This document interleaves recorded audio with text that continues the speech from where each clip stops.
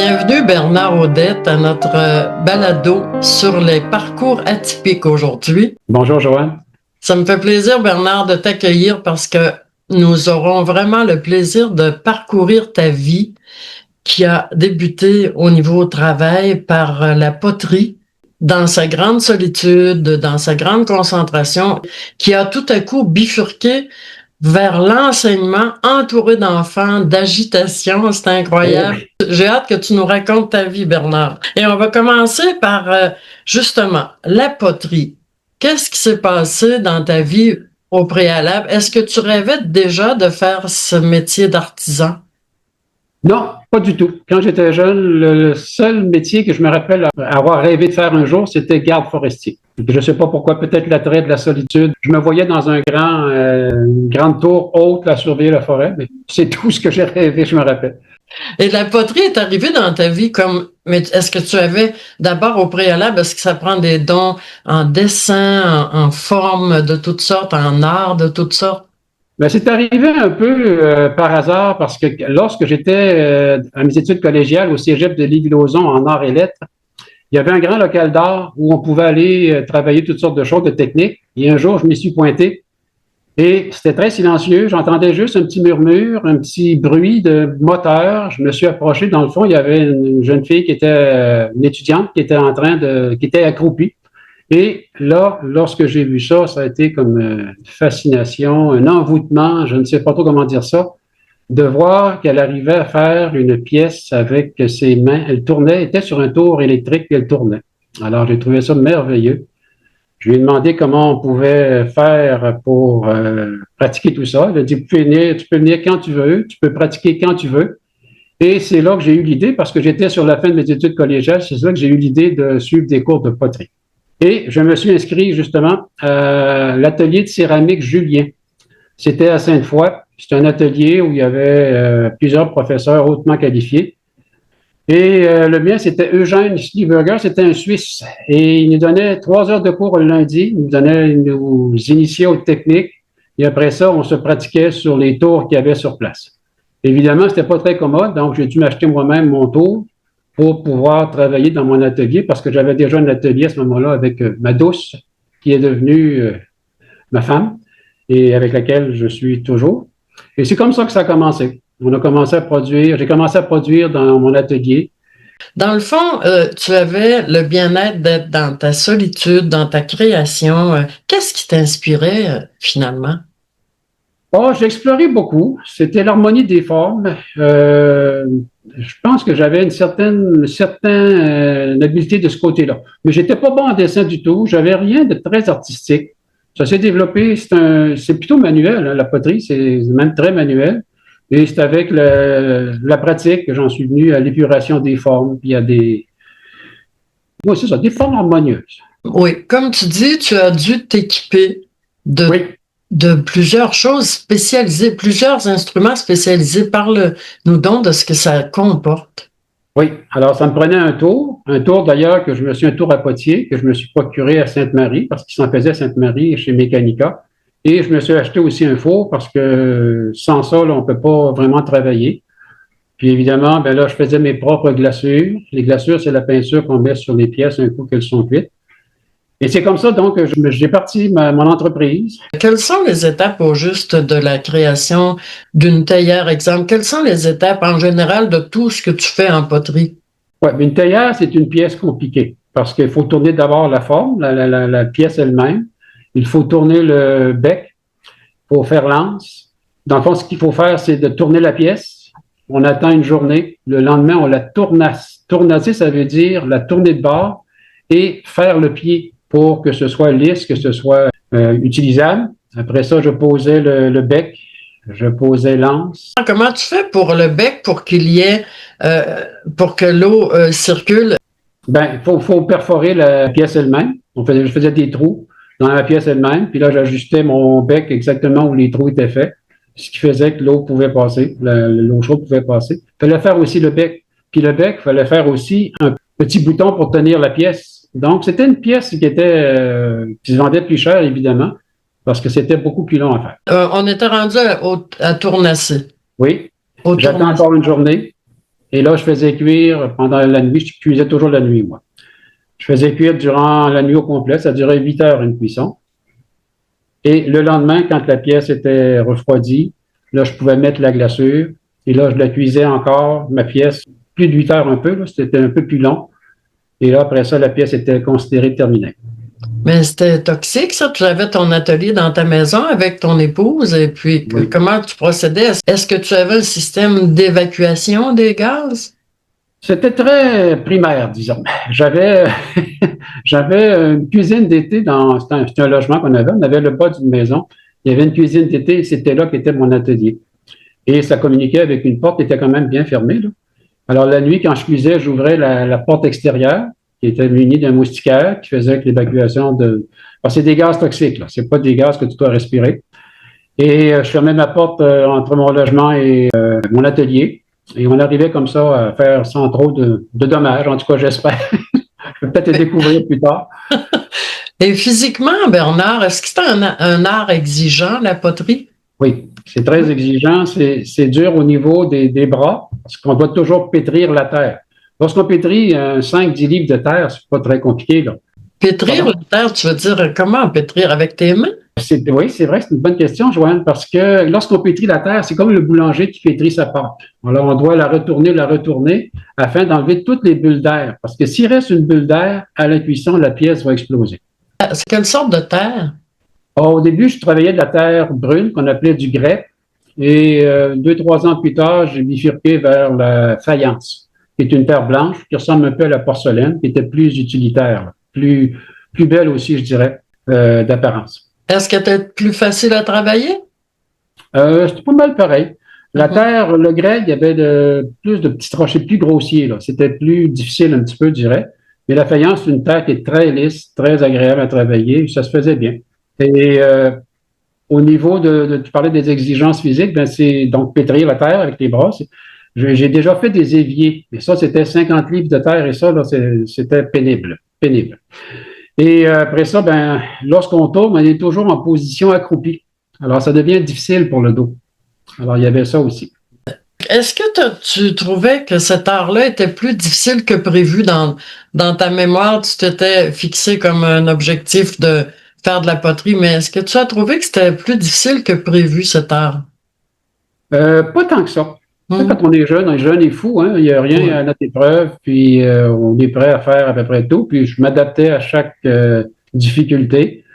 Non, ça n'a pas été un problème particulier. Parmi les dangers, j'ai oublié de préciser aussi tantôt, lorsque je faisais mes glaçures, c'est des poudres d'oxyde de titanium, ainsi de suite. Il y avait toutes sortes d'oxydes qui étaient sûrement pas très bons à respirer, mais moi, jeune et fou encore, je ne portais pas de masque et je travaillais dans la poussière parfois. C'était sûrement pas très bon pour mes poumons.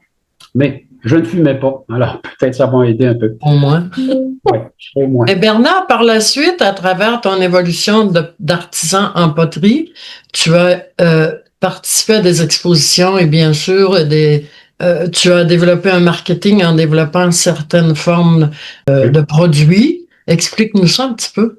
Oui, ben, les pièces fabriquées étaient vendues en boutique jusqu'au moment où on m'a offert, 5 autres potiers m'ont offert de participer avec eux à la fondation d'une boutique. La boutique s'appelait l'Omnitaire.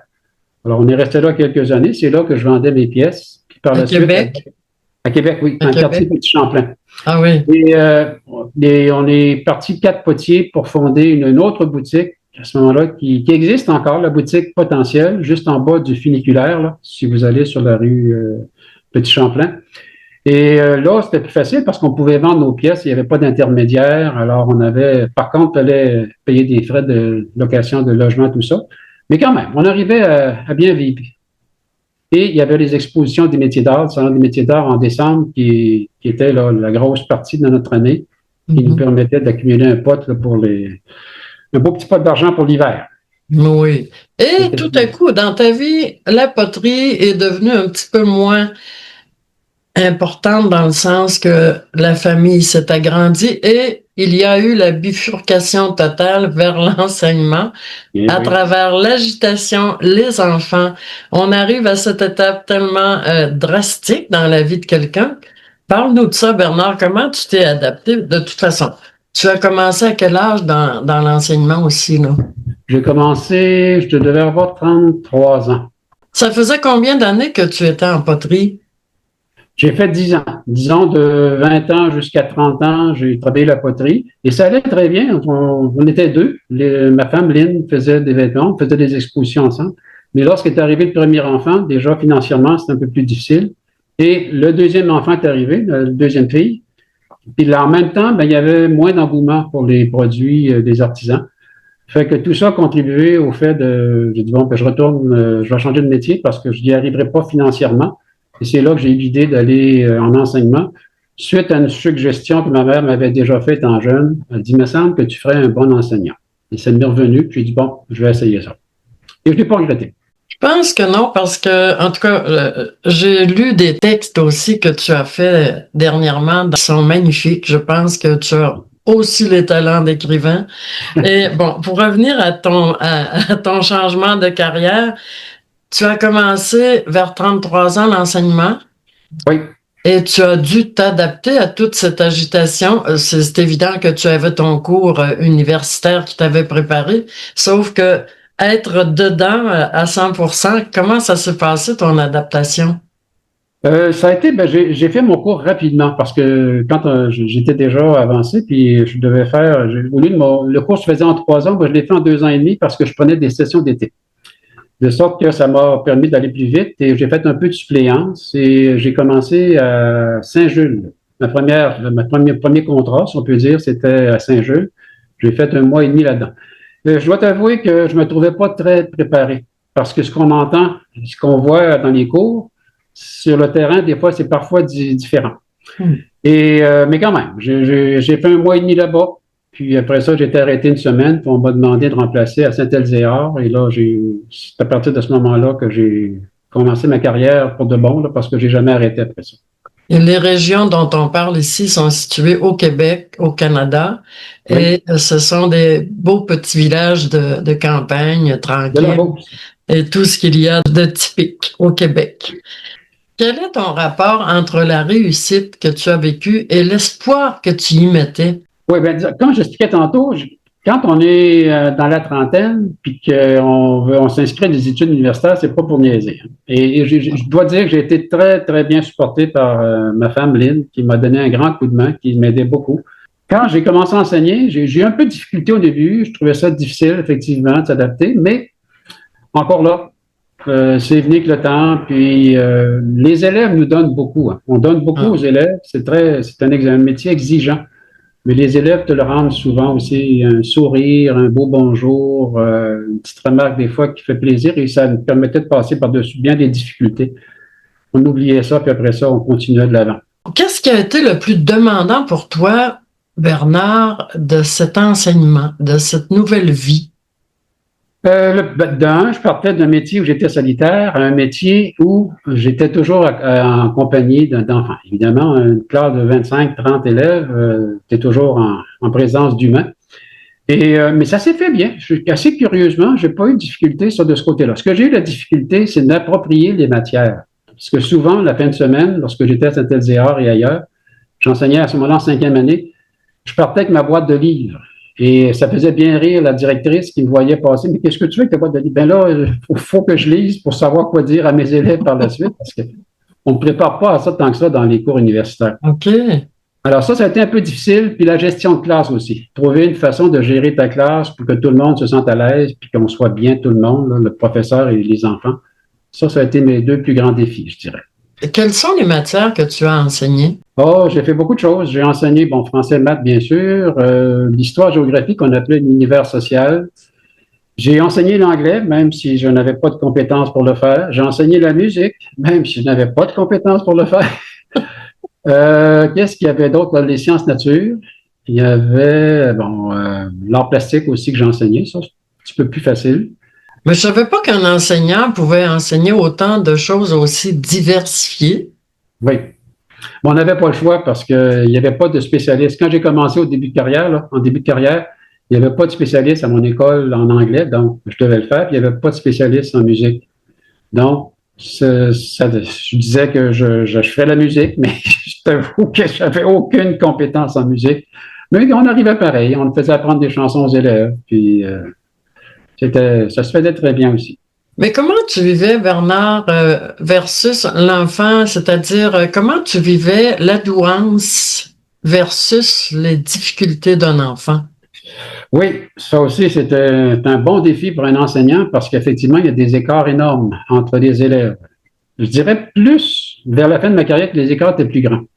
Mais pour les élèves en difficulté, bien souvent, il y a des l'orthopédagogue, parfois des éducatrices qui peuvent venir en classe donner un coup de main, mais c'est pas énorme, là. Et pour la douance, ben, j'ai dû apprendre rapidement parce que je voyais que des élèves qui passaient très rapidement au travers de la matière suggérée.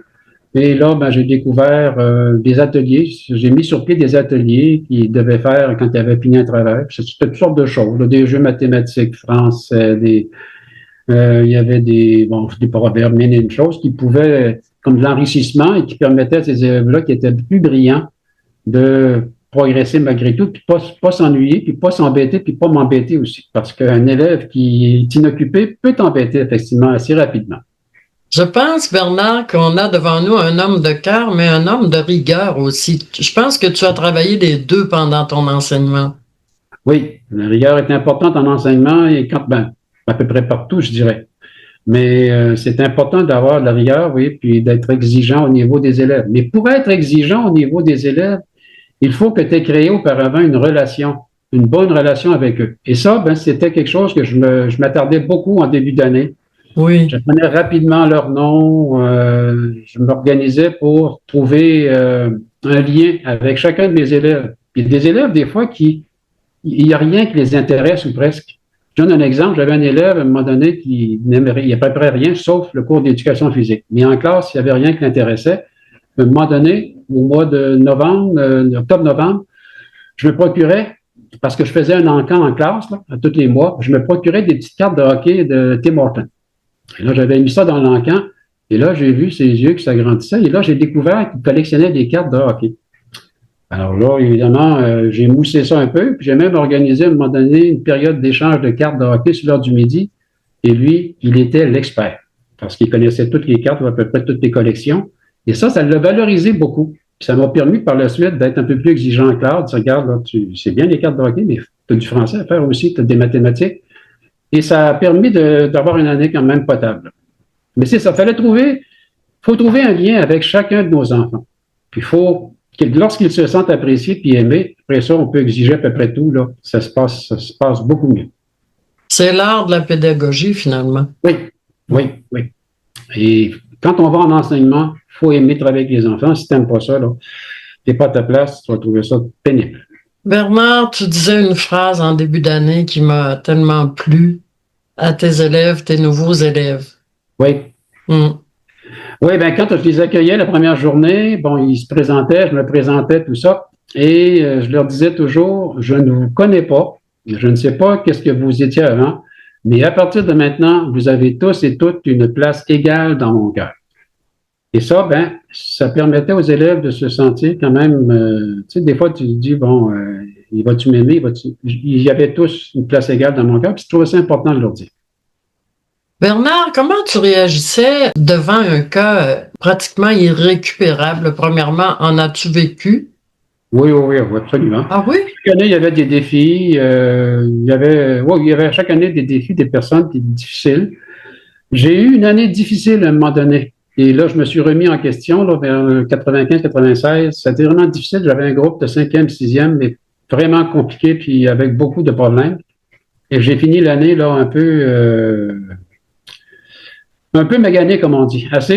D'autant plus que l'année précédente, j'avais vécu une année de rêve. J'étais, je peux dire le nom, à Honfleur, j'avais été dans ce petit village et j'avais vécu une année magnifique. L'année suivante, ça a été beaucoup moins drôle. Et là, je me suis remis en question, mais on y arrive. Il y a toujours des moyens, des ressources, l'orthopédagogue, des fois la direction qui nous supporte bien, l'éducatrice, les parents. Lorsque les parents collaborent aussi, c'est tellement important, tellement important. Tellement. Ils font toute la différence. Oui, et je leur disais souvent à la première rencontre, en début d'année, lorsqu'on rencontrait les parents, vous avez le droit de dire du mal de moi. De grâce, ne le dites pas devant votre enfant. Vous avez le droit d'être en désaccord avec ma façon de faire, mais ne le dites pas devant votre enfant pour qu'on conserve un certain je dirais pas un statut, là, mais pour que l'enfant, si les parents nous respectent, ben, c'est plus facile pour l'enfant après ça de contribuer. Mais comment tu vivais l'indifférence des parents versus leur enfant, exemple, en difficulté? Oui, c'est arrivé. Il y a des parents qui, pour diverses raisons, parfois la fatigue, trop de travail, l'épuisement, ainsi de suite, qui n'arrivaient pas à s'impliquer. Et ça, Mhm. c'était difficile. C'était difficile et ça prenait de la foi beaucoup là, à ce moment-là. Mais en même temps, tu travailles avec l'enfant, tu ne travailles pas tant que ça avec les parents. Alors, si l'enfant est en classe, qui se sent motivé, qui est assez enthousiaste, qui est capable, ça permet de combattre plusieurs problèmes, disons. Mais un enfant qui n'était pas bien disposé en classe, que les parents ne collaboraient pas, ça m'est pas arrivé souvent, mais c'était difficile. Je pense, Bernard, que tu as vécu probablement plusieurs expériences de retour d'étudiants plusieurs années plus tard qui avaient réussi leur vie. Et je Oui. pense que tu as un exemple à nous donner d'un enfant qui était relativement en difficulté, qu'il fallait qu'il travaille tellement beaucoup pour réussir et qui est venu te revoir plus tard. Oui, mais tu fais sûrement référence à mon texte. Oui. Oui. Oui, effectivement, un élève justement où les parents étaient plus ou moins collaborateurs. Il y avait tellement de belles qualités, cet enfant-là, il y avait tellement de belles Mm. aptitudes autres, même s'il avait la difficulté en classe beaucoup.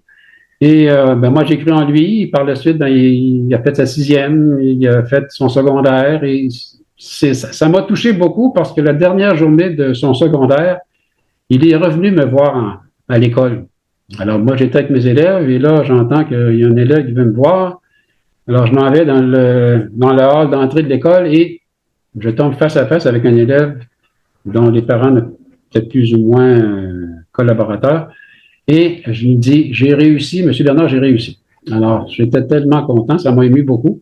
Et par la suite, je l'ai revu et j'ai appris dernièrement il était gérant d'un commerce local. Alors, j'ai dit, bon, ben, c'est la preuve que lorsqu'on croit, on peut arriver à quelque chose. Si tu permets, Bernard, je vais citer une phrase de ton texte, Croire encore et toujours, que Ah, tu as tu l'as imprimé? présenté et Tu qui l'as est très imprimé? beau. Félicitations, c'est magnifique.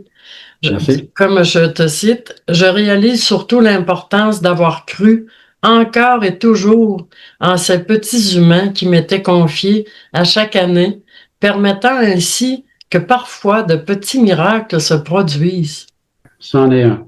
Tu devais tellement être fier quand tu as revu cet enfant, un beau Oh, grand garçon. oui, oui, je l'ai côtoyé quelques reprises par la suite. Puis, moi, ce qui me fait énormément plaisir quand je revois des élèves, c'est d'un qui me reconnaissent, puis qui me disent, souvent, ils vont me dire bonjour, Monsieur Bernard. Parce que Monsieur Bernard est resté, il me vous voyait, il devait me vous voyer, il n'y avait pas le choix.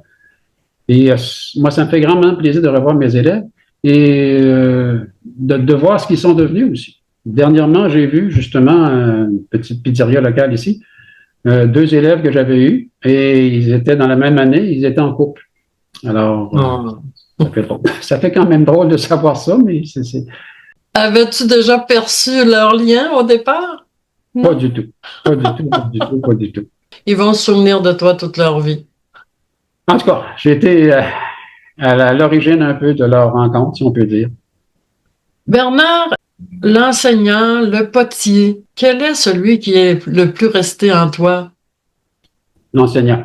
Mais je dois dire que même lorsque j'enseignais, le potier intervenait de temps à autre parce que en début d'année, je leur apprenais que j'avais été potier auparavant et qu'en février, ça serait un moment important parce que j'apporterais mon tour en classe. C'est le seul instrument que j'ai conservé. Mon tour à poterie, c'est assez gros, là. Puis actuellement, il est dans la cave, mais je le sortais à chaque année pour faire une démonstration de poterie en classe. Alors, les élèves attendaient cet événement-là avec énormément ils m'en parlaient quasiment tout le temps, là, toutes les semaines. J'invitais les parents, des parents qui venaient. J'ai déjà eu jusqu'à 10 parents qui venaient me voir tourner dans ma classe. Là. La classe avait été aménagée et c'était agréable pour eux, puis les élèves appréciaient aussi.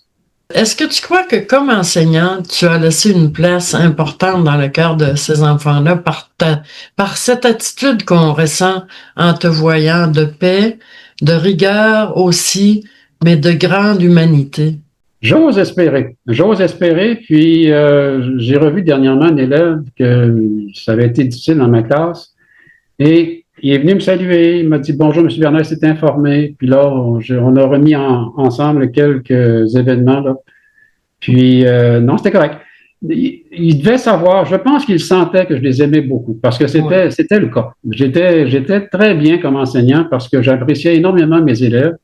Et comme je te disais, je créais un lien avec chacun d'entre eux. Il y a des élèves qui m'ont marqué plus que d'autres, mais pour de bonnes et de mauvaises raisons. Mais en général, là, je n'ai que du bien à dire de mes élèves, que du bien. Bernard, ça a été un plaisir et j'encourage les personnes qui sont de notre région à visiter les écrits Marie Verin pour se procurer tes deux textes qui m'ont beaucoup ému. Le départ de mon frère et Oui. Croire, celui-ci que j'ai lu tantôt, Croire encore et toujours. Oui. Deux textes très émouvants. Je pense que tu devrais te lancer en écriture immédiatement. Ben, actuellement, j'écris encore. J'ai écrit des anecdotes scolaires avec des élèves que j'ai eus. Ah oui. Des événements agréables, moins agréables, mais j'ai pas toujours eu le beau rôle. J'ai pas toujours été parfait. J'ai fait des erreurs comme bien d'autres enseignants. C'est rare qu'on ait un parcours parfait. Hein. Mais enfin, globalement, je suis satisfait. Ben dans le fond, Bernard, tous les jours de nos vies sont des apprentissages. Oui, oui. On ne peut pas demander la perfection, mais on fait notre possible. Hein? Oui, absolument.